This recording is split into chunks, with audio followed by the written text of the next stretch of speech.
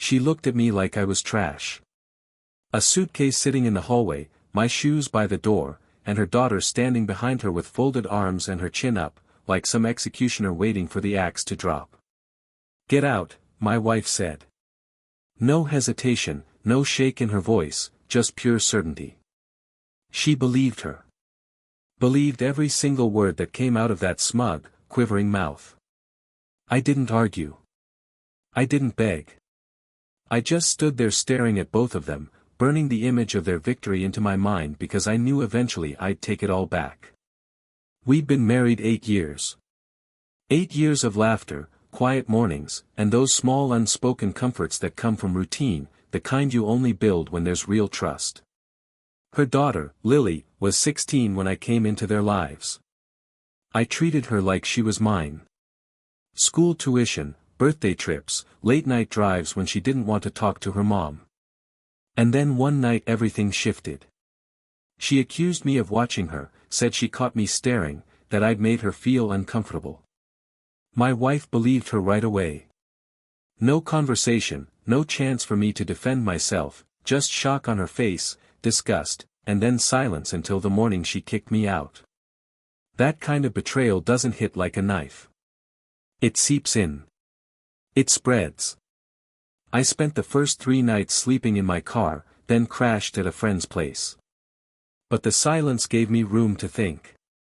And in that silence, the pieces started to fall into place. A week later, I spotted Lily at a cafe downtown. She wasn't alone. She was with the neighbor's son, Ben. The same kid she'd claimed was harassing her months earlier. They were close. Too close. She laughed, leaning into him, whispering something. Then just like that, her hand touched his cheek. I snapped a photo. The next day, I checked the family iCloud. My account was still connected to the home iPad. Old habit. That's when I found the messages. Screenshots of fake conversations. Pictures taken from angles designed to incriminate me. My reflection caught accidentally in the glass door of her room. Carefully staged. It wasn't stupidity. It was calculated. She'd wanted me gone, and her mother had handed her the weapon to do it. That's when I stopped playing the victim. I started planning. I hired a private investigator, told him to follow Lily for a week. I needed proof, more than what I could collect on my own. By the end of the week, he handed me a folder.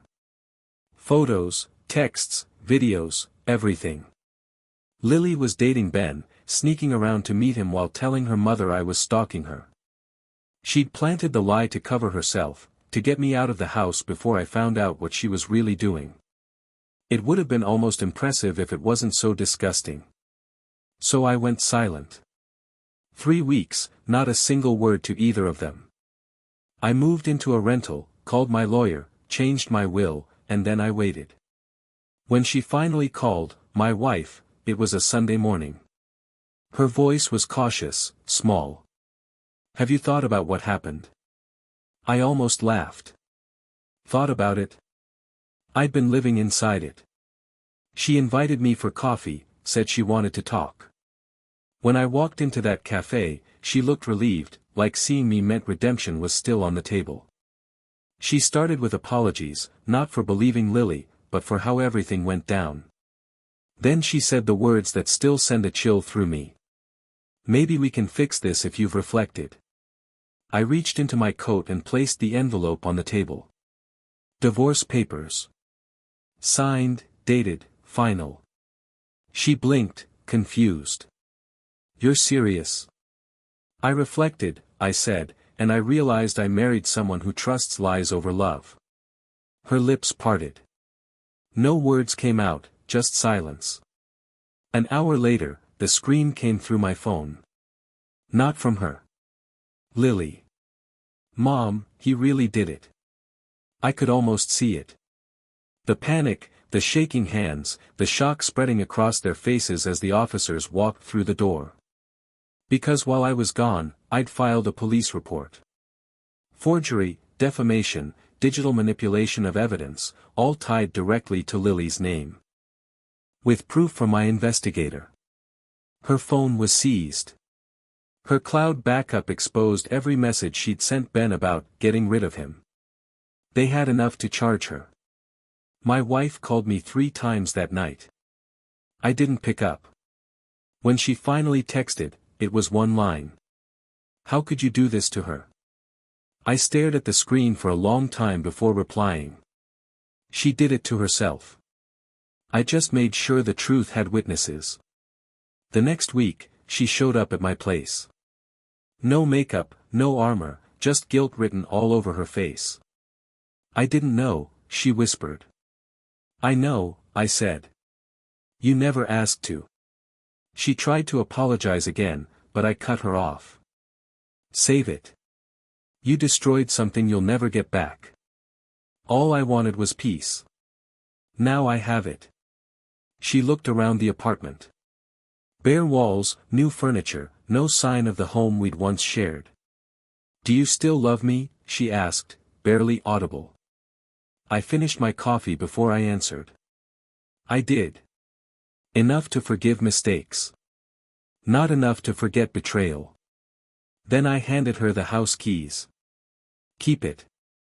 I've already signed everything over. Consider it payment for the lesson. When she left, I stood by the window watching her walk down the street, shoulders hunched, a shadow of who she used to be. Lily would face consequences. Her record would follow her for the next few years of her life. My wife would live with the knowledge that her blind faith destroyed her family. And me? I finally felt nothing. No rage, no sorrow, just the quiet satisfaction of knowing I'd restored the balance. Some people mistake revenge for anger. They don't get it. It's justice with patience. I didn't need to yell. I didn't need to explain. All I had to do was wait for the truth to echo loud enough. And when it did, it sounded exactly like her daughter's scream.